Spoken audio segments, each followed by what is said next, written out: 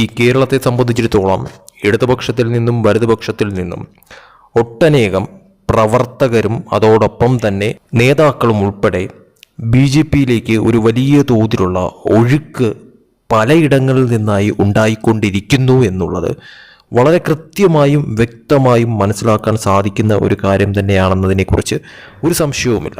അതുകൂടാതെ തന്നെ ഇപ്പോൾ CITUവിൽ നിന്നും INTUCയിൽ നിന്നും AITUC സംഘടനകളിൽ നിന്നുമൊക്കെ തന്നെ രാജിവെച്ചുകൊണ്ട് നിരവധി പേരാണ് കൂട്ടമായിട്ട് ഇപ്പോൾ BMSൽ എത്തിയിരിക്കുന്നത്. അതായത് തൊഴിലാളികൾ നിരവധി പേരാണ് ഇപ്പോൾ ഈ പറയുന്ന തരത്തിൽ CITU, INTUC അതോടൊപ്പം തന്നെ AITUC സംഘടനകളിൽ നിന്നും രാജിവെച്ചുകൊണ്ട് BMSൽ ചേർന്നിരിക്കുന്നത് തന്നെ.